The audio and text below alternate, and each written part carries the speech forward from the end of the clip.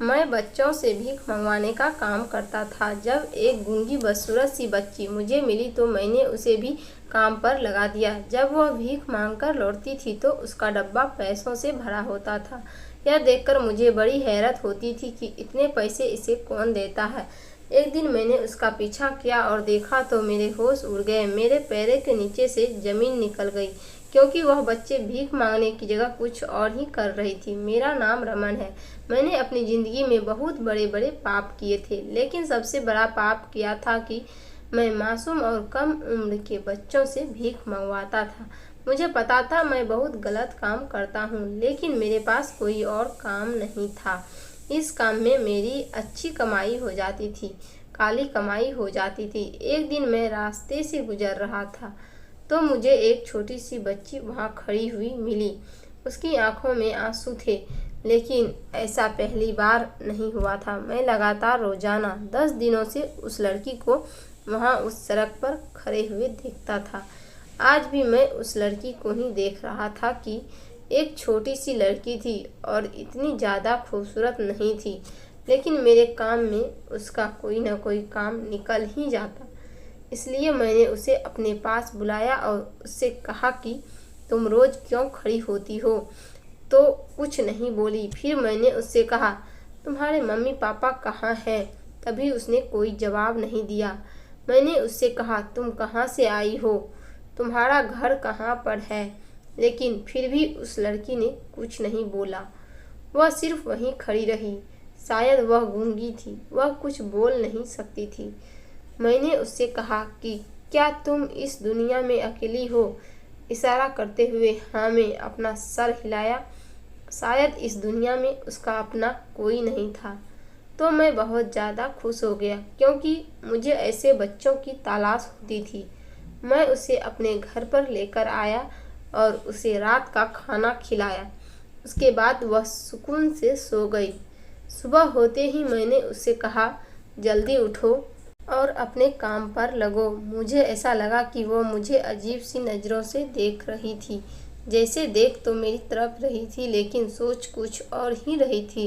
लेकिन उसने मेरी बात का कोई जवाब नहीं दिया।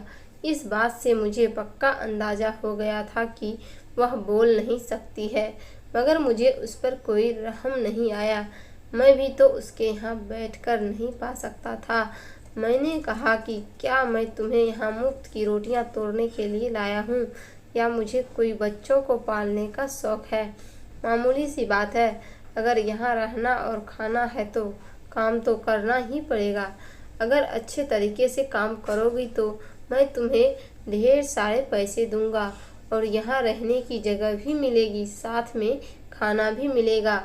लेकिन याद रखना, इस तरह की शक्ल बनाकर जाना जिस तरह से मुझे देख रही हो। उसकी आंखों में हैरान और चेहरे पर दुख था।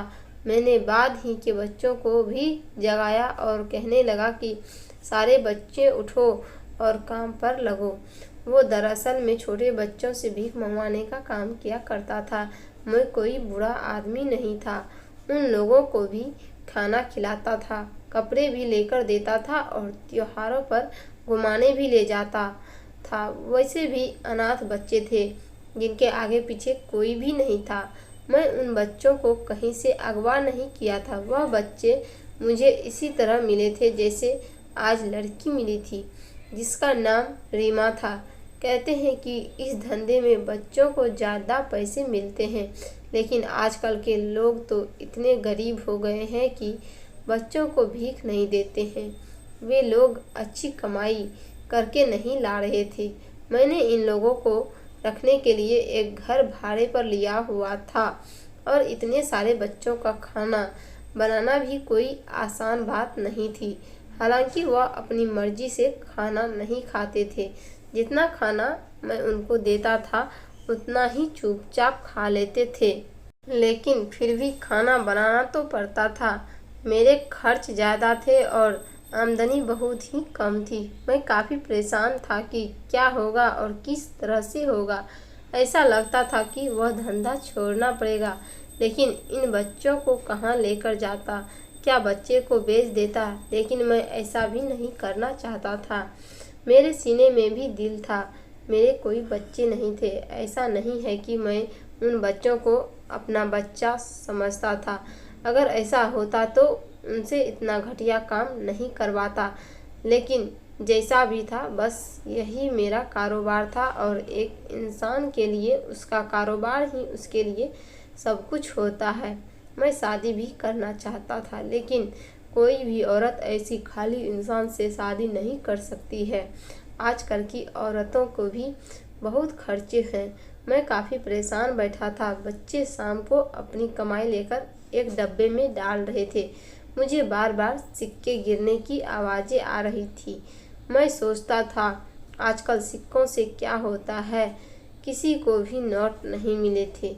जब वह रीमा नाम की लड़की आगे बढ़ी और उसने अपना कटोरा डब्बे में डाला तो सिक्के की आवाज़ भी नहीं आई। मैं दूर बैठा था और मैंने अपना सर पकड़ा हुआ था कि यह क्या हो गया। वह लड़की तो बिल्कुल ही खाली हाथ आई थी। यह तो मेरा बहुत ही नुकसान करवा देगी। मैं उसके पास गया और जाकर कहने लगा, तू तो बिल्कुल ही निकम्मी निकली। तेरी शक्ल तो इतनी मासूम है कि हर कोई तुम्हें पैसे देने को तैयार हो जाए। कैसी भोली सी सूरत बनाई हुई हो।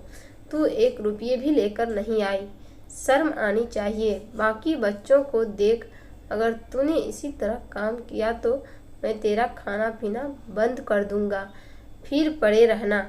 एक तरफ भूखी प्यासी मैं बाकी बच्चों को भी इसी तरह से धमकी दिया करता था, ताकि वह मेरी धमकियां से आकर डर जाए। तभी मेरे पास ही खड़े एक बच्चे ने कहा, साहब जी, आप इसे क्यों डांट रहे हो? एक बारिश का डब्बा तो देखिए, ये तो सबसे ज़्यादा पैसे लेकर आई है।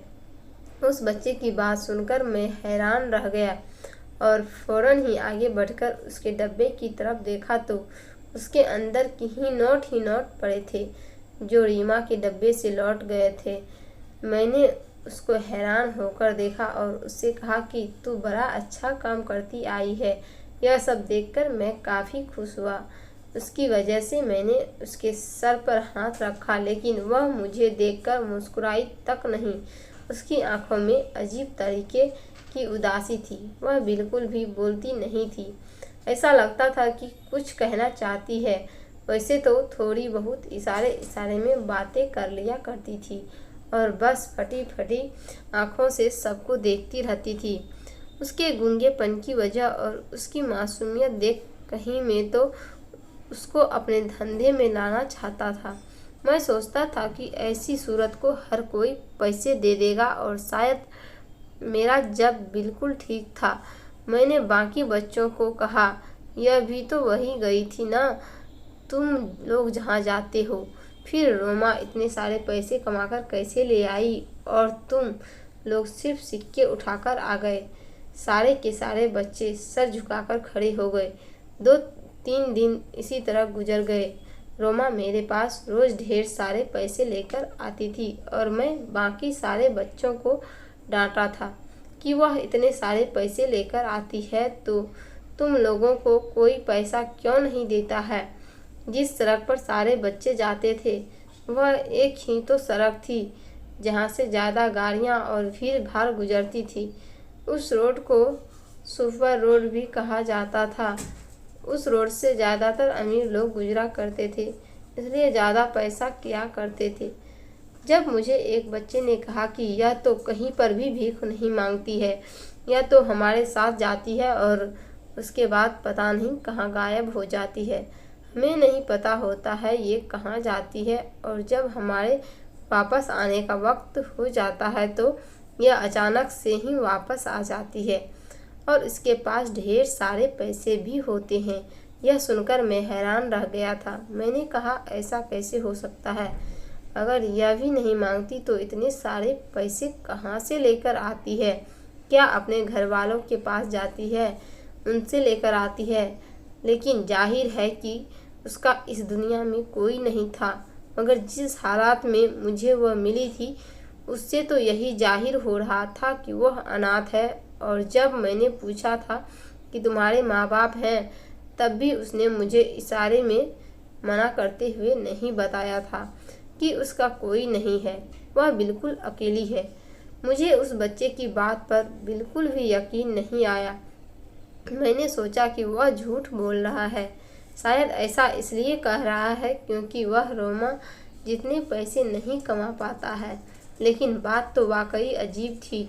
वह बाकी बच्चों से ज़्यादा पैसे लेकर आती थी। लेकिन मैंने उससे कहा, तुम कहाँ जाती हो? तो उसने जवाब नहीं दिया। मैंने गुस्से से कहा कि जहाँ पर बाकी सब बच्चे जाती है तुम भी वहीं पर जाती हो ना, या फिर कहीं और जाती हो जिस जगह के बारे में किसी को पता नहीं है। उसने इस बात का जवाब में नहीं में सिर हिलाते हुए कहा। इसका मतलब था कि वह भी वहीं जाती थी जहाँ बाकी सारे बच्चे जाते थे। मुझे तो ऐसा लगता था वह बच्ची बोल ही नहीं पाती है, शायद इसलिए ज़्यादा पैसे मिलते हैं। लेकिन फिर मैंने उसे दूसरे बच्चों के साथ खेलते हुए देखा था। वह सुन तो सकती थी और इशारों में बातें भी तो कर सकती थी।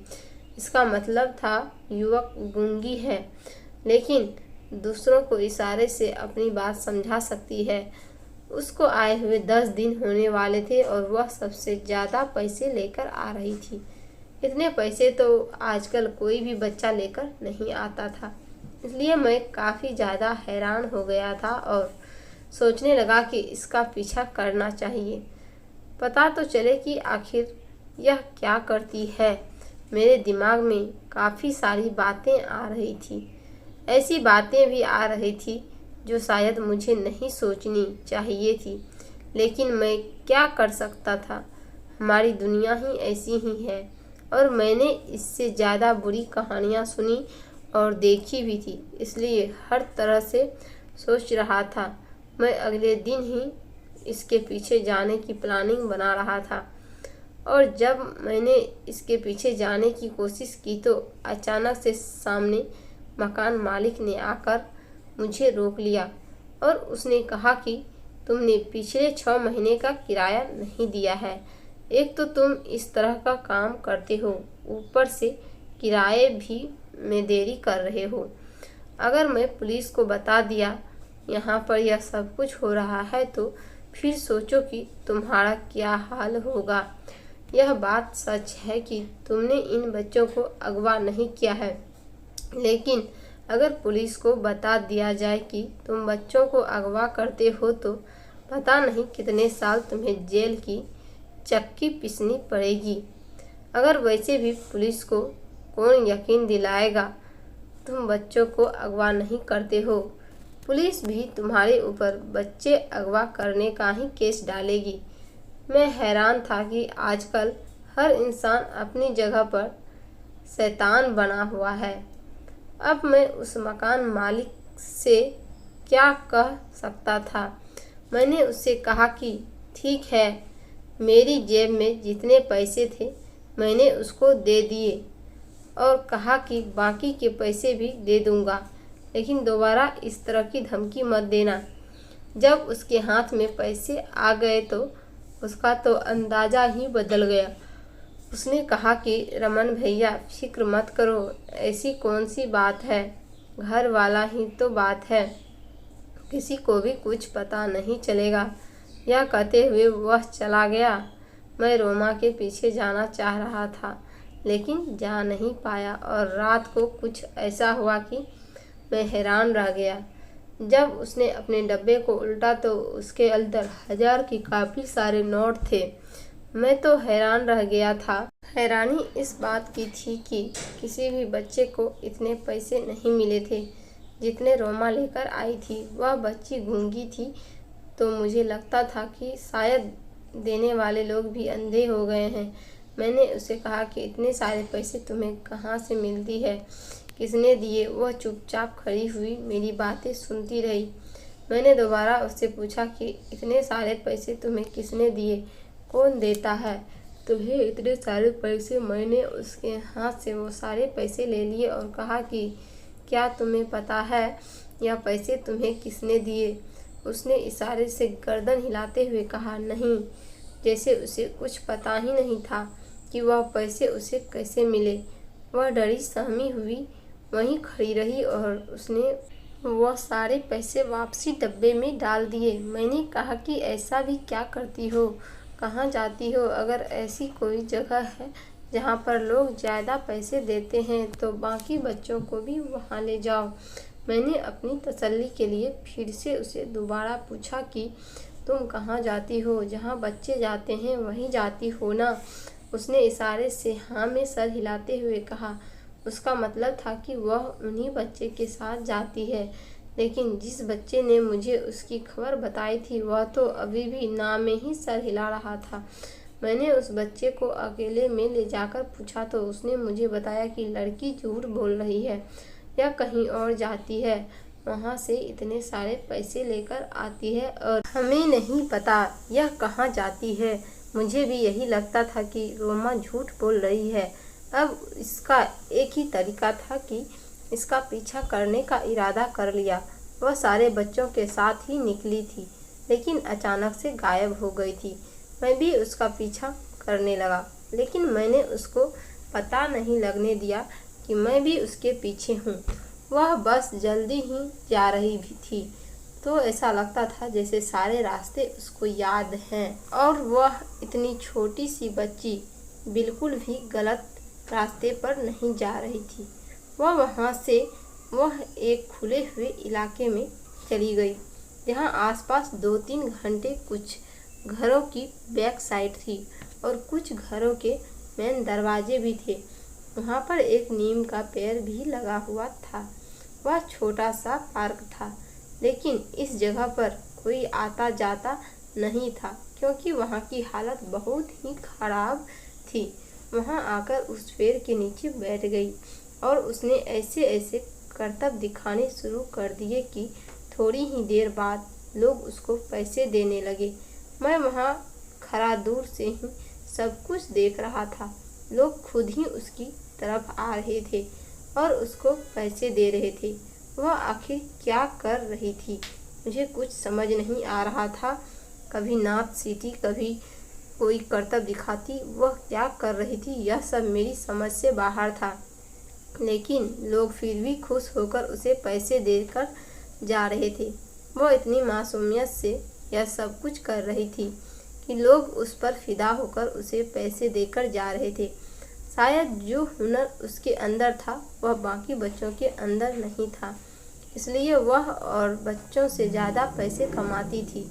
मुझे समझ नहीं आ रहा था युवक कौन सा नाच नाच रही है और कौन से करतब दिखा रही है। मैं यह समझने की कोशिश कर रहा था और उसको ध्यान से देख रहा था ताकि मैं भी उससे यह सारी चीज़ें सीख जाऊं। वह कुछ बोल नहीं रही थी, बस आंखें बंद करके जो उसके दिल में आ रहा था वह किए जा रही थी। उसके कारनामे देखकर जो भी लोग आ रहे थे वह खुशी से खिलखिला उठते और सभी उस पर मेहरबान होने के लिए तैयार हो जाते थे। वहाँ पर बहुत सारी भीड़ लग चुकी थी। लोग आते और उसके डब्बे में ढेर पैसे डालकर चले जाते थे। फिलहाल वह लड़की जो कुछ भी कर रही थी, मैंने सोचा कि यही सब मैं भी करता हूँ और बाकी बच्चों को भी यही सिखाऊंगा। वह भी इसकी तरह ढेर सारे पैसे कमाने लगेंगे।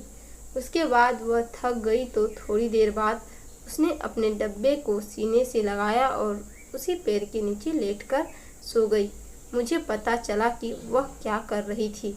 जाहिर है जब उसके सारे पैसे बन गए थे तो उसे और ज़्यादा काम करने की क्या ज़रूरत थी, जबकि बाकी बच्चे तो सुबह 9 बजे जाते थे और रात को 9 बजे तक काम किया करते थे। लेकिन इसका काम तो पूरा हो गया था, इसलिए वह पेड़ के नीचे लेटकर आराम करने लगी थी। मैंने अपने दिमाग में सारी बातें बैठा ली थी कि उसने क्या क्या, क्योंकि यही सब मुझे भी आजमाना था। जब मैं यह सब कुछ खुद करने जाऊं तो मुझे सारी बातें याद रहे कि आखिर उसने इस पेड़ के पास क्या किया था, जिसकी वजह से लोग इससे इम्प्रेस हो गए थे। मैंने जब से यह धंधा शुरू किया था मैं कहीं आता जाता भी नहीं था, क्योंकि लोगों को अगर पता चल जाता कि मैं उन सब के पीछे हो तो कोई ना कोई मुझे पुलिस के हवाले कर ही देता। दुनिया में काफ़ी सारे लोग मौजूद हैं जो मुझसे कहती है कि तुम बहुत बुरा काम कर रहे हो, छोटे छोटे मासूम बच्चों से भीख मंगवाकर उसकी कमाई खाते हो। हाँ ठीक है, करता था मैं बुरा काम, लेकिन मैं अपनी ज़िंदगी से बहुत तंग आ गया था। कमाई का कोई जरिया नहीं था, मेरे पास और कोई रास्ता भी नहीं था। मैं भी एक अच्छा इंसान बनना चाहता था, लेकिन बन सका क्योंकि जब मेरे पेपर हो रहे थे तो मैंने अपने टीचर को उसकी गलती बताई। मैंने कहा कि आप गलत कर रहे हो, आप उस बच्चे को जानवरों की तरह मार रहे हो। यह गलत बात है, वह बच्चा है और बच्चों से गलतियां तो होती रहती है, लेकिन इसका यह मतलब नहीं है कि आप उसे इस तरह जानवरों की तरह पीट दोगे। लेकिन वो टीचर तो मेरे पीछे ही पड़ गया, उसने मुझे फेल कर दिया। मैंने दोबारा से पढ़ने की कोशिश की, लेकिन उस टीचर ने मुझे फिर से फेल करवाने में कोई कसर नहीं छोड़ी थी। इस तरह मेरी ज़िंदगी बर्बाद हो गई। मेरे माँ बाप तो बचपन में ही मुझे छोड़कर चले गए थे। मेरा कोई अपना रिश्तेदार भी नहीं था जो मुझे अपने पास रख लेता। मैं बचपन से ही अकेला हो गया था, किसी ने मुझे कोई सहारा नहीं दिया। कभी मैं बच्चों को देखकर कहा करता था कि इतने हट्टे कट्टे होकर भी भीख मांगते हैं, पता नहीं इनके पीछे कौन है जो इनसे भीख मंगवाते हैं। और आज मैं भी उनके पीछे से खड़ा हुआ। एक बुरा आदमी था, लेकिन मुझे अपने किए पर कोई पछतावा नहीं था, क्योंकि मुझे भी तो जिंदा रहना था, वरना मैं भूखा मर जाता।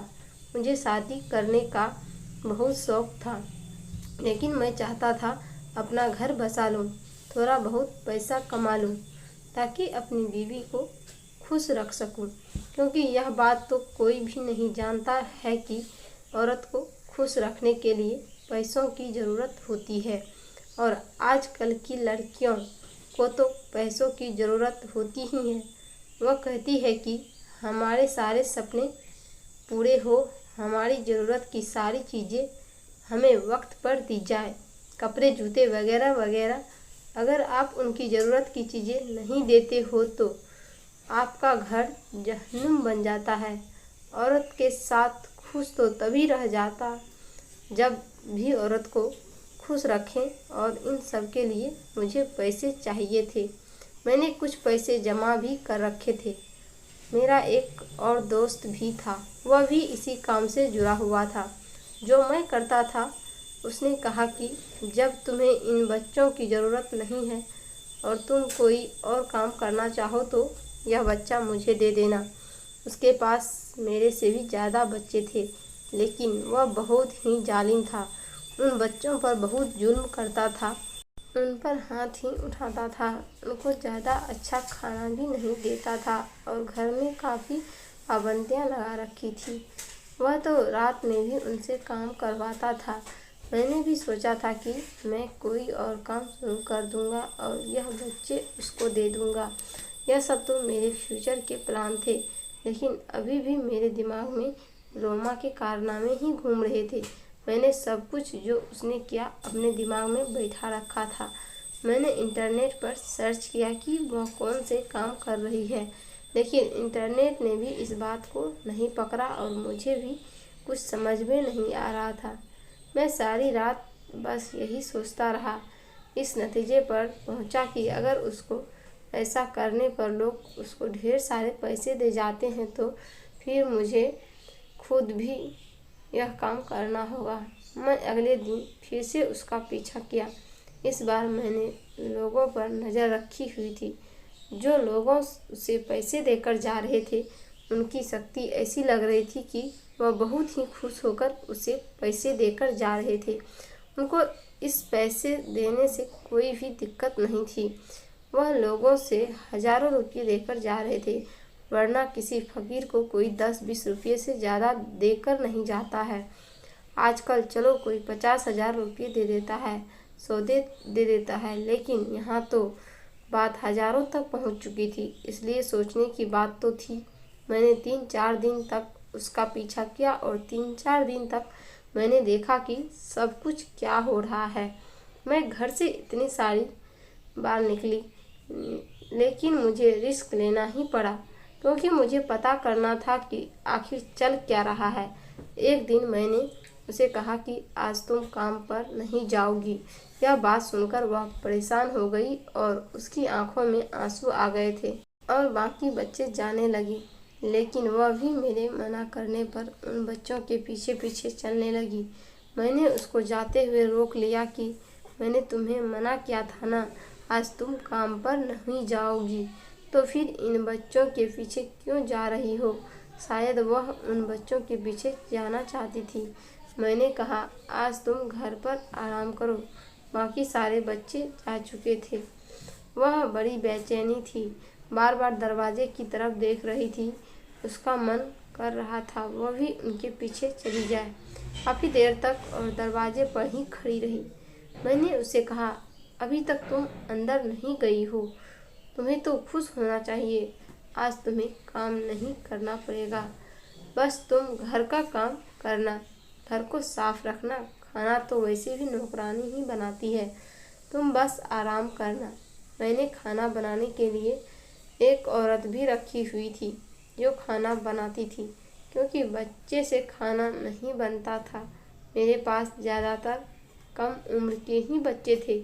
वह मुझे फिर से हैरानी से देखने लगी और दरवाजे की तरफ इशारा करने लगी। उसका मतलब था कि क्या वह चली जाए। मैंने उसे गुस्से से देखा और खूब डांट लगाई। तुम्हें समझ नहीं आता है? तुम्हें नहीं पता यहाँ पर किसकी हुकूमत चलती है? यहाँ मेरी मर्जी के बिना कोई एक कदम न घर के अंदर रख सकता है न घर के बाहर। जैसा मैं चाहूँ यहाँ वैसा होता है। लेकिन तुम्हें कोई बात समझ में ही नहीं आ रही है। मैं तुम्हें बहुत प्यार से समझा रहा हूँ, चुपचाप अंदर चली जाओ। मैंने कह दिया ना कि तुम आज काम पर नहीं जाओगी। यह मेरी बातों से काफ़ी डर गई थी। मैंने उसके हाथ से उसका डब्बा लेने की कोशिश की, लेकिन वह अपना डब्बा मुझे नहीं दे रही थी। मैंने उसे डांट लगाई, अगर मेरी बात तुमने नहीं मानी तो तुम्हें सज़ा मिलेगी। आज खाने को भी कुछ नहीं मिलेगा, कमरे में बंद करके चला जाऊंगा। इस बात के बाद वह डर गई और उसने अपना डिब्बा मुझे दे दिया और मैं घर से बाहर आ गया। जहाँ वह जाया करती थी वहाँ जाने लगा। मैं रास्ते में सोचता हुआ जा रहा था कि वह मुझे अपना डब्बा नहीं दे रही थी और उसका मन भी बहुत उदास था कि वह आज भी काम पर जाए। देखने में तो बहुत मासूम लगती है, लेकिन उसके अंदर अपनी ज़रूरत से ज़्यादा है। वैसे भी जो काम करती थी उससे पीछे अक्ल का ही काम था, वरना बाकी बच्चे तो इस तरह का कुछ भी नहीं किया करती थी। मैं फिर से उन सबको याद करने की कोशिश की ताकि मैं वहां जाकर भूल न जाऊं। मैं भी उसी जगह पर जा रहा था जहां पर रोमा जाकर बैठती रहती थी।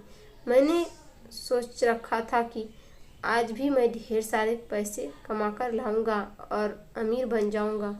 इन पैसों से मेरे सर काफ़ी हल्की हो जाएंगी। मैं उस जगह पर जाकर बैठ गया जहाँ पर रोमा बैठती थी।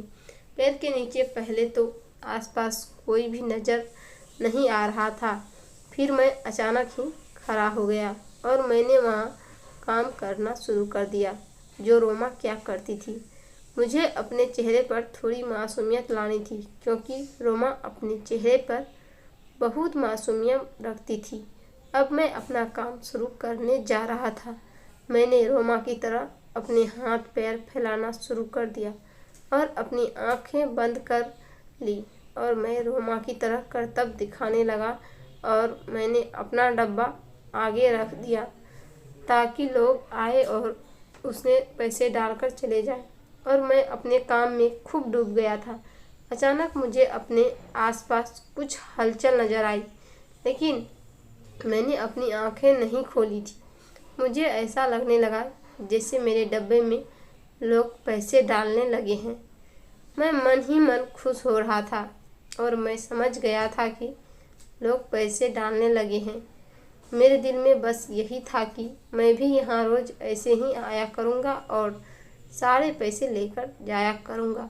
ताकि मेरे पास खूब सारे पैसे जमा हो जाए और बाकी सारे बच्चों को भी मैं यही काम सिखाऊंगा, वह भी यही काम करेंगे।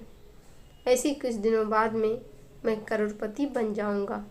मेरे दिल में तो लड्डू फूट रहे थे और यह सब चल रहा था, लेकिन अचानक से मुझे ऐसा महसूस हुआ कि जैसे बहुत सारे लोग मेरे आसपास खड़े थे, लेकिन पैसे डालकर तो उनको वहाँ से वापस चले जाने चाहिए था। वह यहाँ क्या कर रहे थे? फिर मैं रुक गया। जैसे ही मैंने अपनी आंखें खोली, उन्होंने मुझे दबोच लिया। वह कोई और नहीं बल्कि पुलिस वाले थे।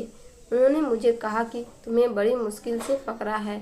आज तुम अपने घर से बाहर निकले, वरना तो तुम कभी भी बाहर नहीं निकलते थे। और आज तुम हो भी अकेले, तुम्हारे साथ तुम्हारा कोई साथी नहीं है। चलो। अब हमारे साथ में बुरी तरह घबरा गया और वह पुलिस स्टेशन ले गए।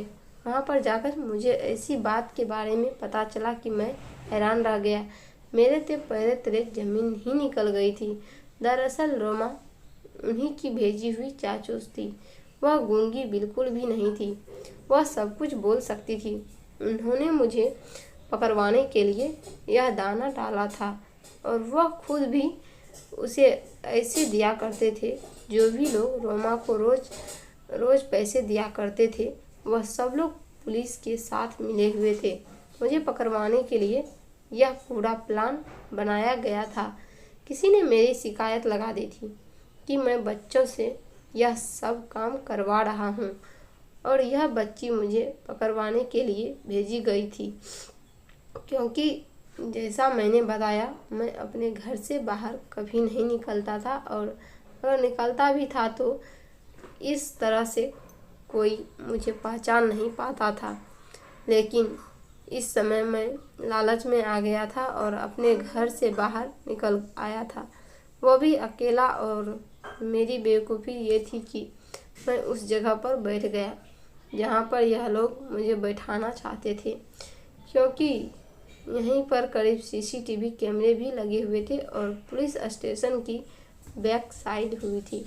लेकिन मैं पहचान नहीं पाया। मेरी आंखें के आगे तो लालच की पट्टी बंधी हुई थी, इसलिए मैं बुरी तरह से फंस चुका था। वह लड़की गूंगी नहीं थी, वह सब कुछ बोल सकती थी।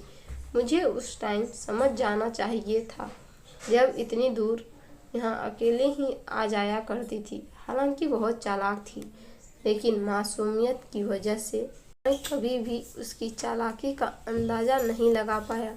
मैंने सोचा था कि शायद वहाँ से रोज़ आती जाती है, इसलिए उसको रास्ता याद हो गया है। लेकिन अब वह लड़की मेरे सामने खड़े होकर मुस्कुरा रही थी। बच्चों को अपनी हिरासत में ले लिया गया और उन बच्चों को उनके माँ बाप से मिलवाने की कोशिश शुरू हो चुकी थी, क्योंकि मैंने झूठ बोला था कि बच्चे मुझे सड़कों पर मिले थे। ऐसा बिल्कुल भी नहीं था, बस मुझे 1-2 बच्चे ही सड़क पर मिले थे। बाकी सारे बच्चे मैंने अगवा किए थे और कुछ बच्चे मेरी इधर उधर से खरीदे थे। मैं बुरा इंसान था और मेरे साथ बुरा ही हुआ। मुझे पुलिस ले गई और बच्चों का बयान भी रिकॉर्ड कर लिया गया। अब मेरे साथ क्या होने वाला था मैं तो भी नहीं जानता, लेकिन कुछ अच्छा होने वाला तो था नहीं। मेरे साथ ही इन कामों में जितने भी लोग शामिल थे, जितने भी मेरे दोस्त थे, उन सभी को गिरफ्तार कर लिया गया और उनके पास से भी बच्चे पुलिस ले गई। मैंने अपनी हिरासत में ले लिया। पता चला कि रोमा जो मैं करती थी, असल में वह तो कुछ भी नहीं था, बल्कि उल्टा सीधा डांस किया करती थी, जिसकी वजह से मैं सोचता था कि लोग उसको इम्प्रेस होकर पैसे दिए जाते हैं। लेकिन असल बात तो यह थी कि वह लड़की कुछ भी नहीं करती थी। मुझे बेवकूफ़ बनाने के लिए सब कुछ का प्लान का हिस्सा था। वह मुझे बेवकूफ़ और पागल बनाने के लिए किया गया था, ताकि मैं उन लोगों को पकड़ में आ सकूं।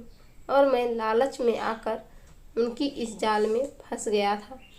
यह पता चला कि वह लड़की कोई और नहीं बल्कि एक पुलिस वाले की बेटी थी।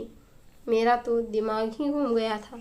इस पुलिस वाले ने अपनी बेटी को इतनी बहादुर बनाया था, बचपन से ही उसे ऐसा काम करने के लिए भेज दिया। उसने यह भी नहीं सोचा कि उसकी बेटी की जान को खतरा हो सकता है। पुलिस वाले खुद भी एक बहादुर इंसान था, लेकिन आज उसकी लड़की की वजह से इतने सारे बच्चे अपने माँ बाप से मिल गए थे।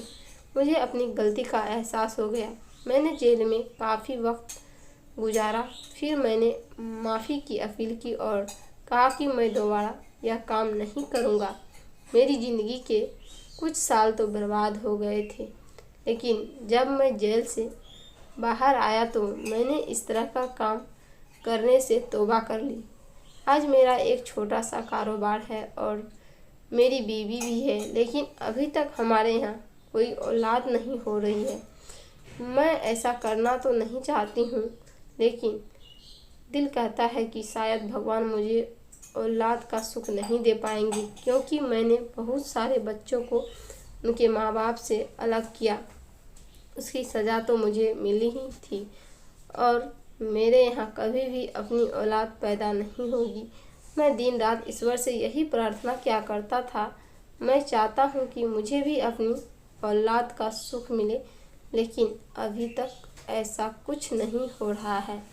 हम समझते हैं कि हम चुपचाप गुनाह करेंगे और हमें सज़ा भी नहीं मिलेगी, मगर ऐसा कुछ नहीं है। हम जैसा कर्म करते हैं वैसा फल हमें ज़रूर मिलता है। हमेशा अच्छे काम का अच्छा नतीजा और बुरे काम का बुरा नतीजा होता है।